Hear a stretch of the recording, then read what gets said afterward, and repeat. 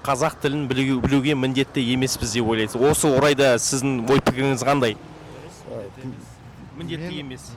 Не обязаны, наверное. Научить казахский язык надо. Ассалаумағалейкум, құрметті халайық. Елімізде тіл мәселесі әлі де шешімін таппай келеді. Бүгінде билік басында қазақ тілін білмейтін шенді шекпенділер қызметке қалай тағайындалғаны белгісіз. Елімізде қазақ тілін мойындамайтын және менсінбейтін азаматтарды күнде көруге болады. Тіл үшін және ұлттық мүдде үшін күрескен азаматтар не себепті қысымға ұшырайды? Тіл майданы қозғалысы туралы халық не біледі? Ал оның жетекшісі Қуат Ахмет не себепті елден қуылды? Бүгін біз тіл мәселесі жөнінде Алматы қаласының тұрғындары мен қонақтарының ой пікірін білетін боламыз. Қазақстанда қазақ тілін талап етіп жүрген азаматтар туралы не ойлайсыз?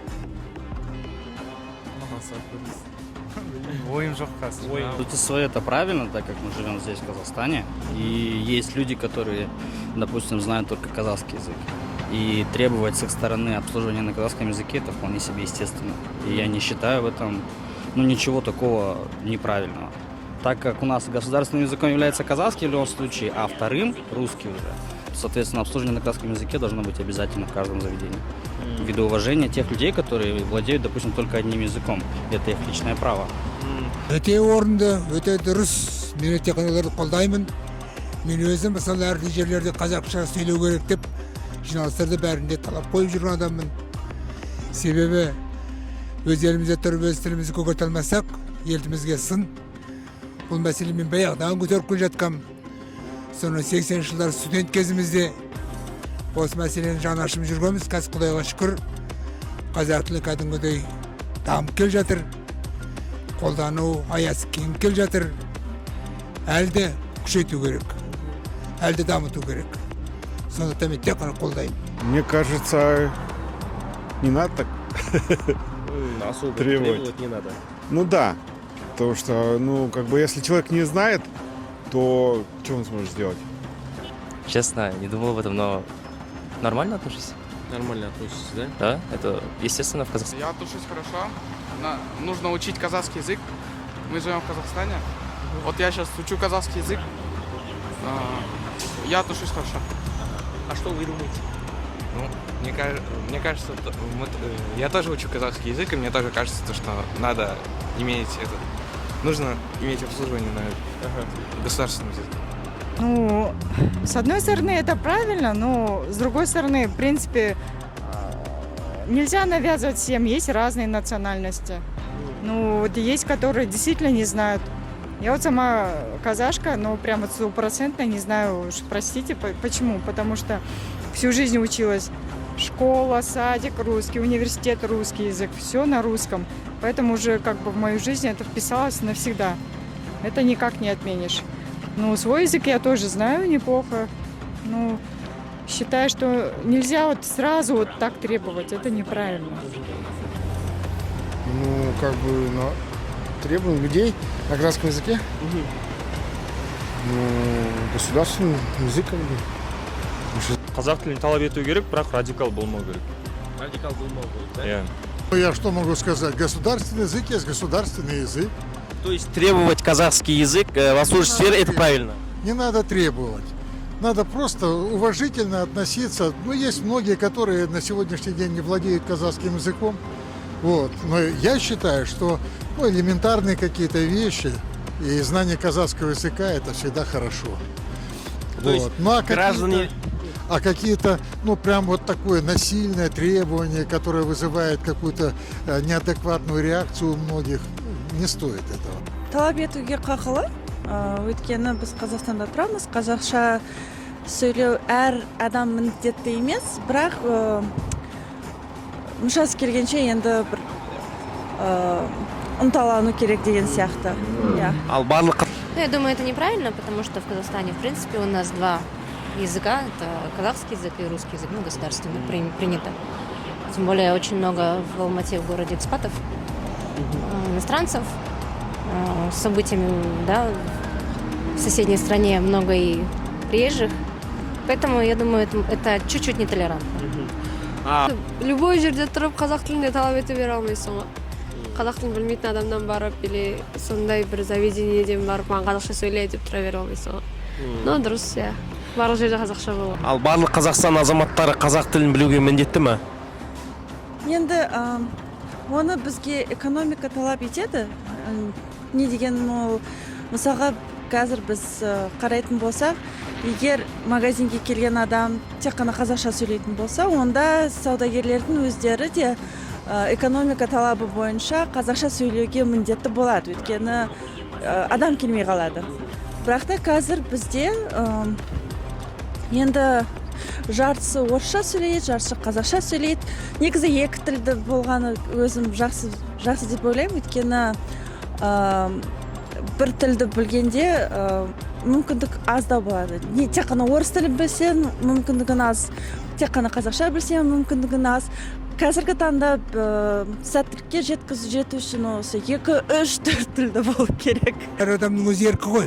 Бірақ мен ойымша кез келген адамның адамшылығын анықтайтын өзінің ұлтына, өзінің тіліне деген құрмет.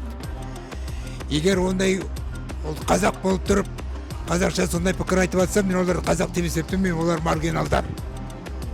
Сондықтан оған мен өз басым түсінбеймін. Ол бір азғынданған мәңкүрттер деп ойлаймын оларды. Во-первых, ну как здесь сказать, что обязательно, не обязательно.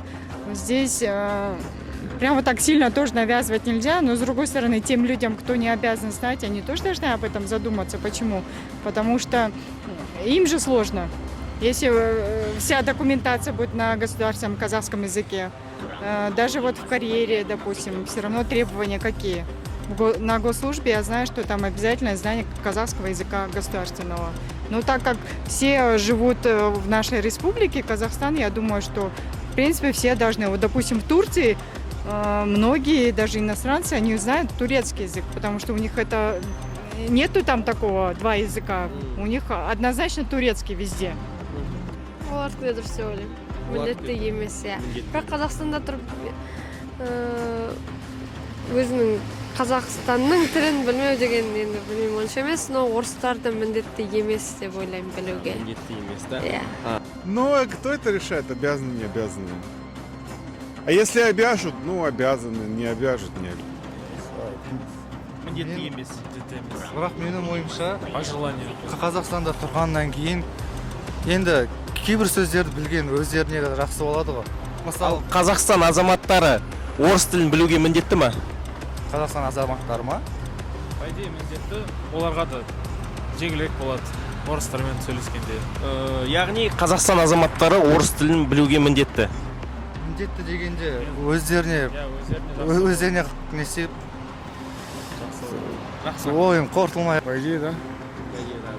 Ну, это опять-таки личное дело каждого. Допустим, я на каком-то базовом уровне знаю. То есть я могу с человеком поговорить, пообщаться и так далее. То есть сделать заказ, ответить, помочь и прочее.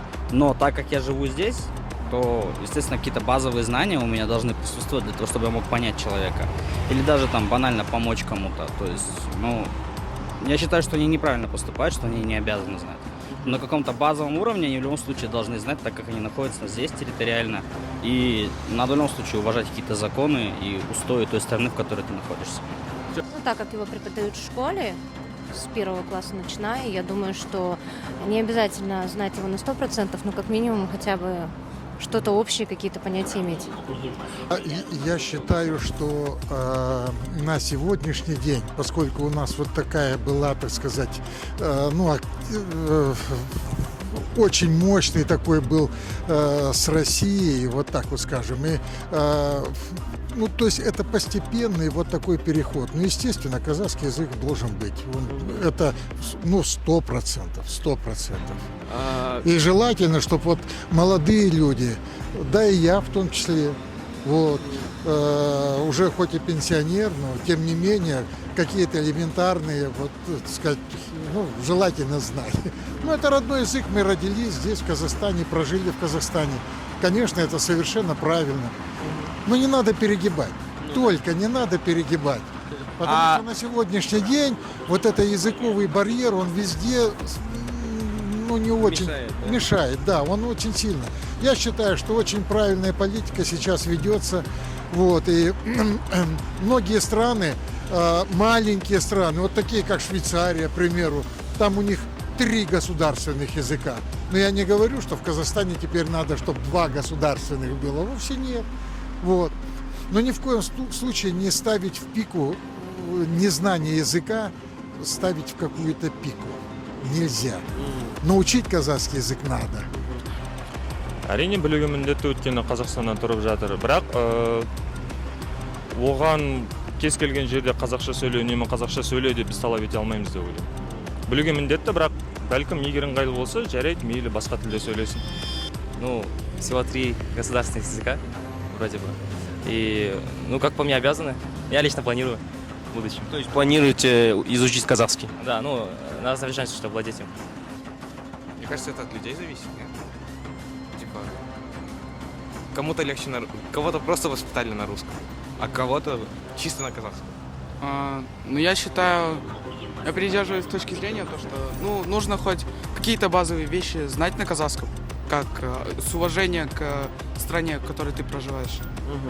А так, по желанию, если прям полностью учить. Вот Токаев создает международную организацию защиты русского языка и принимает законы, выделяет деньги. В связи с этим, как вы думаете, русский язык в Казахстане нуждается в защите или нет? Нет, конечно. Зачем? У нас какая защита? В основном все, даже в дальних аулах, в колхозах, все знают русский язык. Ну, пусть не 100%, но объясняться точно умеют. И потом никакой защиты это не нужно. Люди у нас все добродушные. У нас нету такого ярого как бы агрессорства против русского языка. Ну, тем более, это не важно, русский язык, французский. Я считаю, что чем больше человек знает языков, это в пользу человеку, допустим, потому что он всегда будет понятлив многим людям. Ведь не только казахи есть, не только русские есть, и не только французы есть, не только турки есть, много это как бы граждан разных республик. Вообще это преимущество, чем больше языков знает человек, тем лучше. Да, я бы не сказал, что русский язык нуждается в защите. То есть у нас огромное количество людей, соответственно, говорит строго на одном языке. Это, опять-таки, личное право каждого, какой язык ему в первую очередь знать. Я, допустим, ввиду специфики своей профессии, я знаю английский, русский и, на таком базовом уровне казахский, потому что, нет, у меня порой требуется с таксистом пообщаться, кому-то что-то объяснить, когда кто-то обращается за помощью и так далее. Но я не думаю, что он нуждается в защите. По крайней мере, меня лично, как русского, это никак не ущемляет. Я, соответственно, вижу, что у нас как бы огромное количество людей и так разговаривают. Исходя из того, что я сам с поселка, то есть я не коренной житель, я тут недалеко от Алматы жил, в поселке. И никогда не было никаких разногласий касательно того, кто на каком языке говорит. Мы всегда прекрасно друг друга понимали, и никто никогда ничем не ущемлялся. Я не знаю, откуда это веяние пошло, что какие-то люди начинают говорить, что русский язык как-то принижается и так далее. Лично я, опять-таки, буду говорить строго от себя, никакого ущемления не вижу и не считаю, что какая-то особая защита нужна. Қазақстанда қорғауға мұқтаж? Мұқтаж емес? Мұқтаж емес. Мұқтаж емес, да? Yeah. Ну, у нас открытая страна, у нас много русскоговорящих людей. Сейчас в Казахстан приезжает очень много иммигрантов из России, из Украины. Поэтому считаю, что нужно иметь то, что каждый должен иметь доступ к знанию казахского языка и русского, поскольку это будет удобно для всех. Нет. Граждане Казахстана обязаны знать русский язык?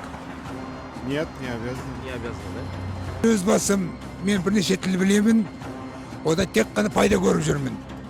Орысша білгеннен мен ешқандай зиян көрген жоқпын. Москвада оқыдым, Құдайға шүкір. Сондықтан ол саяси жағынан, ол халықаралық жағдайларда өте дұрыс деп ойлаймын. Бірақ бірінші кезектегі ең бірінші өзің ана тіліңді білуің керек, қазақ тілін білуің керек.